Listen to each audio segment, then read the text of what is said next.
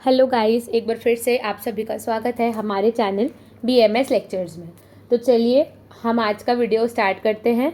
जैसा कि आप सभी को पता है, हम द्रव्य विज्ञानीय पढ़ रहे हैं। तो आज हमारे द्रव्य विज्ञानी की क्लास 3 है, तो हम मैक्सिमम टॉपिक कवर करने की कोशिश करेंगे। तो चलिए स्टार्ट करते हैं। सबसे पहले देखिए, मैंने लास्ट क्लास में आपको बताया था कि सभी रोगों का कारण मंद अग्नि है। तो मैंने उसके रेफरेंस, उस समय मुझे उसका श्लोक नहीं याद आ रहा था, तो मैंने उसका श्लोक देखिए लिख के रखा हुआ है। रोगा सर्वे अपि जायन्ते सुतराम उदराणि च अजीर्णम मलिनश्च अजीर्यते मल संचयात। अष्टांग हृदय निदान स्थान अध्याय 12। आप चाहें तो इसको याद रख सकते हैं, ये बहुत ज़्यादा इंपॉर्टेंट है। जब आप आगे चल के चरक चिकित्सा स्थान पढ़ेंगे, उसमें उदर रोग आएगा, उसके संदर्भ के विमर्श में भी ये बात कही गई है। उसके बाद देखिए, आज हम स्टार्ट करते हैं काल। ठीक है, तो काल क्या होता है? अभी तक हम पंच महाभूत पढ़ चुके हैं, हम कारण द्रव्य पढ़ रहे हैं, है ना, जिसमें 5 महाभूत थे। और क्या था? खादिन्य आत्मा मना कालो दिशा से संग्रह, है ना। तो हम ख आदि पंच महाभूत पढ़ चुके हैं, अब हम काल, दिशा, ये सारे पढ़ेंगे। ठीक है, तो उसमें सबसे पहले देखिए आता है काल। तो काल शब्द की व्युत्पत्ति में क्या बताया गया है? ककार और अकार तथा ली धातु के लकार से काल शब्द उत्पन्न हुआ है। ये व्युत्पत्ति बहुत ज़्यादा इंपॉर्टेंट है, आप इसका श्लोक भी याद कर सकते हैं। कला शब्दस्य ककार अकारो ली धातुश्च लकारमाद्या काल शब्दस्य निष्पत्ति। अर्थात ककार और अकार तथा ली धातु में लकार शब्द से काल शब्द उत्पन्न हुआ है। क प्लस अ प्लस ल इज इक्वल टू काल। ठीक है, काल निरंतर गतिशील होता है और क्षण भर भी नहीं रुकता है, इसीलिए उसे क्या बोलते हैं? काल बोलते हैं। ईश्वर सूत्र स्थान अध्याय 6 का श्लोक है, ये आप याद रखिएगा डेफिनेशन की। काल जो होता है वो निरंतर गतिशील होता है और क्षण भर भी नहीं रुकता है, इसीलिए उसे क्या बोलते हैं? काल बोलते हैं। इसके बाद देखिए, काल के पर्याय की बात आएगी तो भगवान, स्वयंभू आदि जो है काल के पर्याय बताए गए हैं। इसके बाद देखिए हम आते हैं डेफिनेशन पर। तो काल की डेफिनेशन क्या बताई गई है? तर्क संग्रह के अनुसार अतीत आदि व्यवहार हेतु कालः स च एको विभुर नित्यश्च। अर्थात अतीत अर्थात भूतकाल, वर्तमान काल और भविष्य काल व्यवहार के असाधारण कारण को काल कहते हैं। ये बहुत ज़्यादा इंपॉर्टेंट डेफिनेशन है। अभी आगे इसी से मिलती जुलती एक दिशा की डेफिनेशन आएगी, तो आप ये काल की डेफिनेशन याद रखिएगा कि अतीत आदि व्यवहार के असाधारण कारण को क्या बोलते हैं? काल बोलते हैं। इस पर देखिए, इसको एक्सप्लेन किया गया है, या एक है, विभु है और नित्य है। ठीक है, तो यही सेम चीज़ हमने आकाश के बारे में भी पढ़ी थी। जब हमने वैशेषिक दर्शन पढ़ा था, तब उन्होंने वहाँ पर ये टिप्पणी दी थी कि हम आकाश को जो है महाभूत नहीं मानेंगे, क्योंकि वो विभु है, नित्य है, इसलिए जो हम है आकाश को उन्होंने नहीं माना था। ठीक है, तो यही बता रहे हैं कि आकाश भी एक है, विभु है और नित्य है, परंतु अतीत आदि व्यवहार का हेतु नहीं है, इसीलिए वो क्या है? काल से भिन्न है। तो यहाँ पर उन्होंने बता दिया कि भाई काल और आकाश में क्या डिफरेंस है। इसके बाद देखिए नीचे, या इससे छोटा है, या दोनों एक साथ पैदा हुए हैं, चिर या शीघ्र, ये प्रतीतियाँ जो हैं वो काल से ही हम समझ सकते हैं। ठीक है, दो वस्तुएं समान में पूर्व पश्चात के अंतर से भिन्न दिखाने के लिए एक अन्य द्रव्य की आवश्यकता होती है, जिसे हम क्या बोलते हैं? काल बोलते हैं। मतलब ये पहले, इसकी उत्पत्ति पहले हुई है, इसकी उत्पत्ति बाद में हुई है, इसकी पूर्व में, इसकी पश्चात में। तो इन सब चीज़ों का जो हम किसके हमें कोई आधार चाहिए किसी भी चीज़ को डिसाइड करने के लिए, तो वो आधार हमारा बेस क्या बनता है? काल। इसके बाद देखिए, चरक संहिता के अनुसार कालः पुनः परिणाम उच्यते, अर्थात काल को परिणाम कहा गया है। काल के परिणाम से जरा और मृत्यु ये स्वाभाविक रोग होते हैं। इसके बाद देखिए, सभी चेतन विषयों का एक दिन अंत होता है जो काल के अधीन है। इस दृष्टिकोण से काल सभी को एक समूह में बांधे रखता है। काल सभी को मृत्यु के समीप ले जाता है। जैसे जैसे काल व्यतीत होता है, वैसे वैसे मनुष्य मृत्यु की ओर बढ़ता है। तो ये स्वाभाविक सी बात है, हम सभी को पता है। उसके बाद देखिए, काल को भगवान कहा गया है, यह स्वयंभू है, किसी से उत्पन्न नहीं होता है, अनादि, अमध्य और अनिधन है। काल का कोई आदि नहीं है, कोई अंत नहीं है, कोई मध्य नहीं है। तो ये सब उसी डेफिनेशन को आगे एक्सपैंड करते हुए बात आ रही है। इसके बाद देखिए काल के गुण। ठीक है, तो यही प्रशस्तपाद के अनुसार जैसे पिछले गुण दे रहे थे, वैसे इनने काल के कितने गुण बताए हैं? 5। ये आपको याद ही होंगे, अगर आपने पंच महाभूतों के गुण याद किए होंगे तो। संख्या, परिणाम, पृथकत्व, संयोग और विभाग। ठीक है, तो यहाँ पे संख्या क्या बताई गई कि काल की संख्या एक ही है। परिणाम, तो काल विभु होता है, अतः उसका परिणाम क्या है? परिमाण क्या है? महत् है। पृथकत्व अर्थात काल अन्य 8 कारण द्रव्यों से अलग है। ठीक है, संयोग विभाग अर्थात काल का भूतकाल से विभाग और वर्तमान काल से संयोग होता है। उसके बाद देखिए कि पृथक काल के भेद।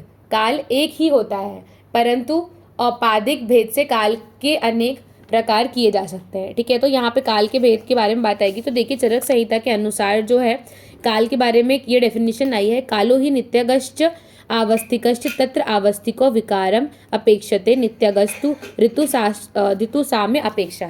चरक विमान स्थान अध्याय 1 का श्लोक है ये। अगर आप चाहें तो इसे याद कर सकते हैं कि काल को जो है 3 भाग में बांटा गया है, नित्यक काल, आवस्थिक काल और नित्यक, आवस्थिक और नित्यक काल। सॉरी, नित्यक और आवस्थिक 2 ही भागों में बांटा गया है। ठीक है, तो इसमें देखिए नित्यक काल क्या होता है। तो नित्यक इति अहोरात्र आदि रूपः, अर्थात क्षण, दिन, रात, माह, वर्ष इत्यादि के रूप में जो काल जाना जाता है उसे क्या बोलते हैं, नित्यक काल बोलते हैं। मतलब जो अभी का चल रहा है, इस क्षण, ये आज का दिन, रात, जो महीना है, जो वर्ष है, इन सभी चीज़ों को क्या बोलेंगे, हम नित्यक काल बोलेंगे। यह काल जो होता है वो ऋतु सात्म्य की अपेक्षा करता है। मतलब जब ऋतु सात्म्य है, जैसे गर्मी के टाइम पे गर्मी पड़े, है ना, ठंड के टाइम पे ठंड पड़े, तो ऋतु सात्म्य की अपेक्षा करता है। इसी के साथ आता है आवस्थिक काल। ठीक है, तो आवस्थिक काल क्या, विकार की अपेक्षा करता है, अर्थात रोगी की अवस्था विशेष से रोग का ग्रहण होता है। उदाहरण वृद्धावस्था में वातिक विकार का होना, है ना। तो मतलब किसी विशेष अवस्था का जो है उसका अपेक्षा करता है क्या, आवस्थिक काल। जैसे मतलब बुढ़ापे में वात बढ़ती है तो इसलिए वातिक, है ना। बाल्यावस्था, तरुणावस्था, वृद्धावस्था, आम, पच्यमान, पक्वावस्था इत्यादि से जिस काल का ग्रहण होता है उसे आवस्थिक काल कहते हैं। इसके बाद देखिए काल को 2 भागों में बांटा गया है, नित्यक काल और आवस्थिक काल। ठीक है, और चरक संहिता में कुछ अन्य भेदों का भी वर्णन बताया गया है। जैसे काल के 2 भेद, संवत्सर और आतुरावस्था। संवत्सर में फिर से अपन को पता है संवत्सर मतलब क्या होता है, 1 वर्ष। ठीक है, तो संवत्सर के फिर से भेद उन्होंने बताए हैं, दक्षिणायन और उत्तरायण। ठीक है, फिर उसके बाद काल के प्रधान ऋतु भेद से 3 प्रकार होते हैं, शीत, उष्ण और वर्षा। ठीक है, तो ये इतना ज़्यादा डिटेल में आपको नहीं जाने की ज़रूरत है, बेसिक आपको पता होना चाहिए। जैसे काल का नित्यक और आवस्थिक एक ये वाला इंपॉर्टेंट है, संवत्सर में दक्षिणायन उत्तरायण होता है, ये आपको पहले से पता है। इसके बाद ऋतु के 6 प्रकार होते हैं, शिशिर, ग्रीष्म, शरद, वसंत, वर्षा और हेमंत। तो ये आप सभी को पता होगा, सभी को रटा होगा, क्योंकि सबसे पहले तो यही याद करा जाता है कि ऋतुएं किस प्रकार होती हैं। ठीक है, तो काल देखिए ऋतु के अनुसार शिशिर, वसंत, ग्रीष्म, वर्षा, शरद और हेमंत। ठीक, फिर उसके बाद देखिए काल के मास भेद से 12 प्रकार होते हैं। मतलब एक एक ऋतु में 2-2 महीने होते हैं, ये तो पता ही है। जैसे चैत्र वैशाख, ज्येष्ठ आषाढ़, श्रावण भाद्रपद, अश्विन कार्तिक, मार्गशीर्ष पौष और माघ और फाल्गुन। तो ये आप याद कर लीजिएगा कि मतलब ये 2-2 महीने आपको याद करने पड़ेंगे हर ऋतु के अनुसार जो है। ये आपको आगे भी काम आएगा, तो आप यही याद कर लेंगे तो बेनिफिट रहेगा। और अगर नहीं भी करेंगे तो इस टॉपिक के हिसाब से इतना ज़्यादा इंपॉर्टेंट नहीं है कि आपको उसके मतलब अंदर के महीने भी याद हों। पर बाकी अगर आप याद कर लेते हैं तो आपके पर्सनल प्रोग्रेस के हिसाब से काफ़ी बेनिफिशियल रहेगा, क्योंकि आगे चल के तो आपको याद करना ही पड़ेगा। ठीक है, इसके बाद देखिए शिशु संहिता के अनुसार चरक संहितोक्त भेदों में के साथ से शिशु संहिता के काल में भेद का विस्तार से वर्णन किया गया है। ठीक है, तो शिशु संहिता ने काल को किस प्रकार से बांटा है, क्योंकि हम अभी भेद पढ़ रहे हैं तो शिशुत के अनुसार भी हमें भेद पढ़ने पड़ेंगे। तो सूर्य की गति से काल का विभाजन होता है। तो शिशुत ने क्या बोला कि भाई हम अकॉर्डिंग टू द सूरज हम काल को विभाजित करेंगे। तो इन्होंने काल के 11 पार्ट्स किए हैं। मात्रा, जिसे हम निमेष बोलेंगे, काष्ठा, कला, मुहूर्त, अहोरात्र, पक्ष, मास, ऋतु, अयन, वर्ष और युग। ठीक है, सबसे पहले देखिए मात्रा या निमेष क्या होता है। तो पलक झमकने में लगने वाले समय को इनने क्या बोला है, मात्रा या निमेष। निमेष उन्मेष आपने पढ़ा होगा, निमेष मतलब आंखों को बंद करना और उन्मेष मतलब आंखों को खोलना। तो मात्रा क्या है, पलक झपकाने में लगने वाले समय को इन्होंने क्या बोला है, मात्रा या फिर निमेष। 16 मात्रा मिलकर क्या बनाती है, एक काष्ठा। 30 काष्ठा मिलकर क्या बनाती हैं, एक कला। 20 होल 1/10 कला, इसको ऐसे पढ़िएगा, 20 होल 1/10 कला इज इक्वल टू 1 मुहूर्त यानी 48 मिनट्स। 30 मुहूर्त इज इक्वल टू 1 अहोरात्र। अहोरात्र मतलब 1 दिन 1 रात। 15 अहोरात्र इज इक्वल टू 1 पक्ष। ठीक है, आप कमेंट्स में ये बताइएगा कि कितने दिनों में जो है आचार्य चरक ने अपने जो है ये छौद्र कर्म करने के लिए बोला है, किस अध्याय में बोला है और कहाँ बोला है। अगर आपको पता हो तो कमेंट करके मुझे ज़रूर बताइएगा। ठीक है, 2 पक्ष इज इक्वल टू 1 मास, 12 मास इज इक्वल टू 1 संवत्सर, 2 मास इज इक्वल टू 1 ऋतु, 3 ऋतु में कितना, 1 अयन, ये हमें पता है। 2 अयन मिलकर के 1 वर्ष और 5 वर्ष मिलकर के एक युग बनाते हैं। तो ये टेबल आपको याद रखनी है। इसमें बहुत सारी चीज़ें आपको पहले से पता होंगी, जैसे 3 ऋतु मिलकर के 1 अयन बनाती हैं, 2 अयन मिलकर के 1 वर्ष बनाते हैं, 15 अहोरात्र मिलकर के 1 पक्ष बनाते हैं। तो ये सब जो है बहुत कॉमन चीज़ें हैं, तो आपको पता होंगी। इसके बाद देखिए काल और आयुर्वेद में चिकित्सकीय महत्व। तो चिकित्सा और स्वास्थ्य रक्षा की दृष्टि से काल का आयुर्वेद में अत्यंत महत्व है। तो हम हर किसी का अप्लाइड एस्पेक्ट पढ़ते आए हैं, तो काल का क्या अप्लाइड एस्पेक्ट है चिकित्सा में, उसके बारे में हम पढ़ेंगे। तो आयुर्वेदीय चिकित्सा में काल को अधिक महत्व दिया गया है। दिनचर्या, ऋतुचर्या, आहार, औषध, पंचकर्म सभी काल पर ही निर्भर करते हैं। तो ये सारी चीज़ें हमें पता है कि दिनचर्या, ऋतुचर्या, ये सारी चीज़ें जो हैं ये सभी काल पर ही निर्भर करते हैं। इसके बाद आगे देखिए और क्या बात करी गई है अप्लाइड एस्पेक्ट में। तो यहाँ पर इन्हें बताया है कि स्वस्थस्य रक्षणम की दृष्टि से दिनचर्या और ऋतुचर्या का महत्व है। ये हमें पता है, स्वस्थस्य स्वास्थ्य रक्षणम आतुरस विकार प्रशमनम च, तो उसके हिसाब से दिनचर्या और ऋतुचर्या का पालन करना अनिवार्य बताया गया है। तो उसमें भी इंपॉर्टेंस आती है। रोग निदान की दृष्टि से षटक्रिया काल भी महत्वपूर्ण है। आपको पता होगा संचय, प्रकोप, प्रसर, व्यक्तावस्था, भेदावस्था, है ना। तो ये सारी चीज़ें जो हैं वो भी इंपॉर्टेंट है, उसमें भी काल का ही जो है बताया गया है। ठीक है। इसके बाद देखिए एक्चुअली ये जो अप्लाइड एस्पेक्ट है ना, काल का, दिशा का, ये सब 10-10 नंबर का सीधा क्वेश्चन आता है कि उसको चिकित्सकीय महत्व लिखिए। तो इसमें आपको बहुत सारे पॉइंट्स याद रखने की जरूरत है, क्योंकि अगर आपको 10 नंबर का कंटेंट लिखना है तो आपको पता होना चाहिए ना कि क्या क्या पॉइंट्स हमें लिखने हैं। ठीक है। तो इसमें आपको लगभग बहुत सारे पॉइंट्स याद करने की ज़रूरत है। तो मैं आपको सारे पॉइंट्स बता दे रही हूँ। इसमें से जो आपको सही लगे, जो आपको एकदम याद हो जाए, वो पॉइंट्स आप उठा करके 10 नंबर के क्वेश्चन में लिख सकते हैं। ठीक है। इसके बाद देखिए वात, पित्त, कफ, संचय, प्रकोप और प्रसर की बात यहाँ पर करी गई है। तो यहाँ पर आप सिर्फ संचय का याद करिएगा। जैसे वात का संचय ग्रीष्म ऋतु में, पित्त का संचय वर्षा ऋतु में, कफ का संचय शिशिर ऋतु में। उसके आगे की ऋतुओं में उसका प्रकोप और प्रसर होगा। जैसे ग्रीष्म के बाद क्या आती है वर्षा ऋतु, वर्षा के बाद क्या आती है शरद ऋतु। तो वात का संचय अगर ग्रीष्म में हो रहा है तो उसका प्रकोप किस में हो रहा है वर्षा में, और उसका प्रशम किस में हो रहा है शरद में। उसी प्रकार अगर पित्त का संचय हो रहा है वर्षा में तो उसका प्रकोप कब होगा शरद में, और उसका शमन कब होगा हेमंत में। उसी प्रकार अगर कफ का संचय शिशिर ऋतु में हो रहा है तो उसका प्रकोप होगा वसंत ऋतु में, और उसका शमन होगा ग्रीष्म ऋतु में। ठीक है। तो आप ऐसे भी याद कर सकते हैं, जैसे वात और कफ है तो दोनों में ई की मात्रा आ रही है।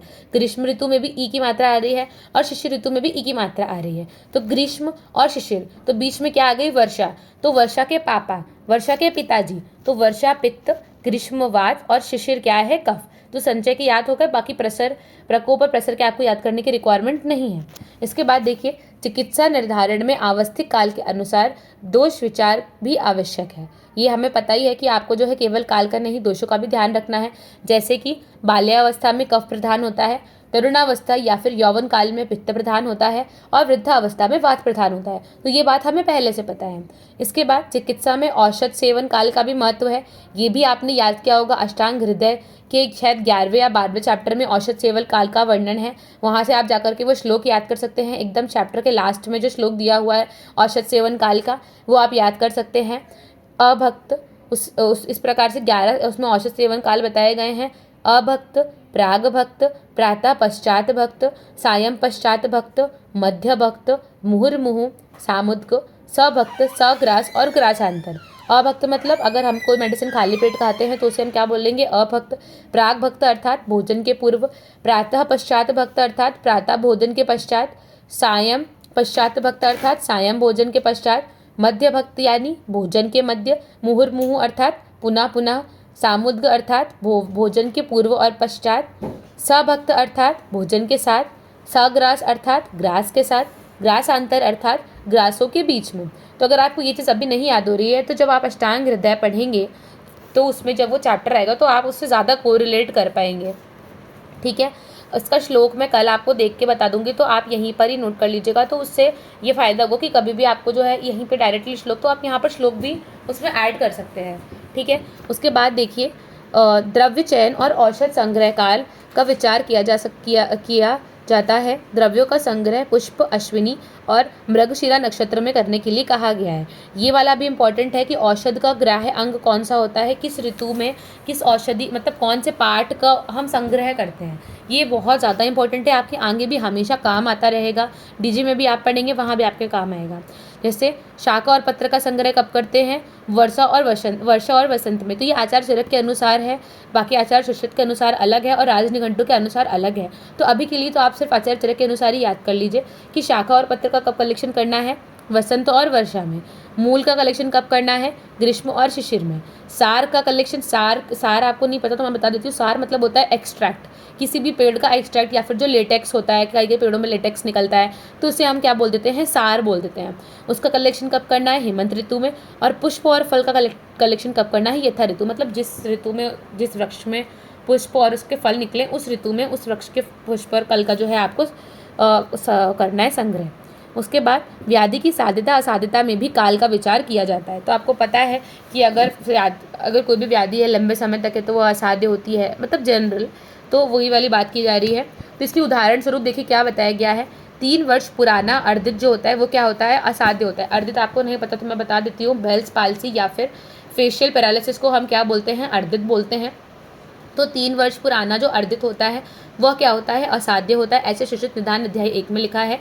नया तमक श्वास को आप ब्रोंकियल अस्थमा से कोरिलेट कर सकते हैं। जो अगर नया किसी को ब्रोंकियल अस्थमा या फिर तमक श्वास हुआ है तो वह क्या होता है? साध्य होता है। ऐसा चरक चिकित्सा स्यान अध्याय 17 में लिखा है।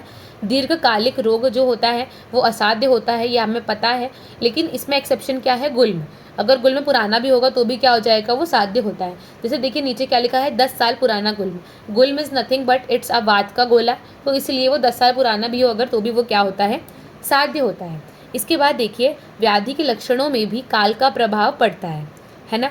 उसके बाद उस और उदाहरण में देखिए वातज शोथ जो होता है वो दिवाबली होता है। दिवाबली अर्थात दिन में जो होता है उसका प्रभाव अधिक होता है, मतलब अधिक कष्टकारी होता है। जब आप चरक सूत्र अध्याय 18 में त्रिशोथीय जो अध्याय है वो अगर आप जब पढ़ेंगे तो उसमें आपका आएगा कि अलग अलग प्रकार के शोथों के बारे में पढ़ेंगे तो वहाँ पर आएगा कि वातज शोथ जो होता है वो कैसा होता है? दिवाबली होता है। कफत शोत्र कैसा होता है? रात्रि बली होता है। ठीक है। निशा काल में श्वास रोग की वृद्धि हो जाती है। निशा अर्थात रात्रि के समय पर क्या होता है? श्वास अर्थात डिस्निया, उसमें क्या हो जाती है? वृद्धि हो जाती है। भोजन के जीर्ण होने पर वातज गुल्म में शूल में वृद्धि हो जाती है। तो ये भी आपको ध्यान रखना है। अगर आपको जितने पॉइंट्स इसमें याद रहे, मैं तो आपको सिर्फ बताते जा रही हूँ पॉइंट वाइज, इसमें से मैक्सिमम पॉइंट्स आप याद रखने की कोशिश करिएगा कि अगर 10 नंबर में कोई क्वेश्चन आ जाए तो आप उसमें क्या लिखेंगे। ठीक है। उसके बाद देखिए आहार सेवन में भी काल का विचार करने के लिए कहा गया है। हमें पता है आयुर्वेदीय ग्रंथों में द्रव्य की सवीरता अवधि का वर्णन प्राप्त होता है जो काल के अधीन है। अब द्रव्यों की सवीरता अवधि क्या होती है?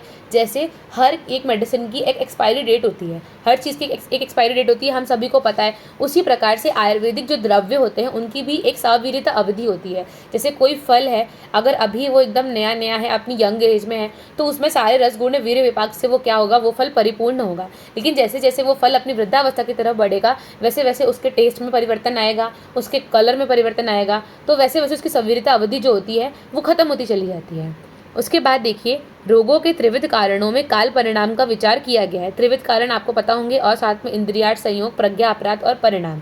ठीक है। तो उसमें भी काल के बारे में बताया गया है। ज्वर की सामता और निरामता, नवीनता और जीर्णता काल पर भी निर्भर करती है। ठीक है। जनपद उद्वंशीय चरक विमान स्थान अध्याय 4, जनपद उद्वंशीय के 4 कारणों में जो है सबसे प्रमुख क्या है? काल है। वायु जल दिशा और काल, वायु जल देश और काल। ठीक है। तो ये विकृति ऐसे इनमें होती है। जनपद उद्वंशीय से आप वो समझ सकते हैं अपना एपिडेमिक जो होता है उसको जनपद उद्वंशी से कोरिलेट कर सकते थे। जो आप विमान स्थान पढ़ेंगे तो वहाँ पर इसका अच्छे से आप कोरिलेट कर पाएंगे कि क्या बात यहाँ पर कही गई है। ठीक है।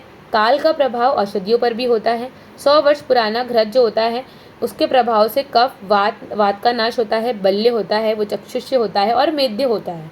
ठीक है। तो ये वाली बात यहाँ पर करी गई है। इसके बाद हम बात करेंगे दिशा की। तो दिशा में देखिए दिक् शब्द की व्युत्पत्ति के बारे में बात की गई है। तो दिशा अतिसृजने धातु से दिक् शब्द बना है, तो आपको ये बात ध्यान रखनी है। इसके बाद देखिए दिशा के पर्याय, तो दिक्, ककुब, काष्ठा, आशा और हरित दिशा के जो हैं पर्याय हैं। इसके बाद देखिए तर्क संग्रह के अनुसार दिशा के डेफिनेशन में क्या बताया गया है कि प्राची पूर्व आदि व्यवहार का जो द्रव्य है उसे क्या बोलते हैं, दिशा दिक् बोलते हैं। मतलब प्राची आदि व्यवहार का जो द्रव्य है उसे क्या बोलते हैं, दिशा बोलते हैं।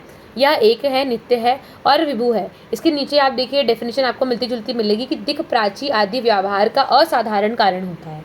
ठीक है, तो ये वाली बात वहाँ पर भी आई थी कि अंत आदि का जो असाधारण कारण था उसको क्या बोल रहे थे हम, काल, और प्राची आदि का जो असाधारण कारण है उसे हम क्या बोल रहे हैं, दिशा। इसके बाद देखिए वैश्विक दर्शन के अनुसार किसी एक विषय की अपेक्षा दूसरा विषय दूर है या समीप है, ऐसी प्रतीति जिस द्रव्य से होती है उसे हम क्या बोलते हैं, दिशा बोलते हैं।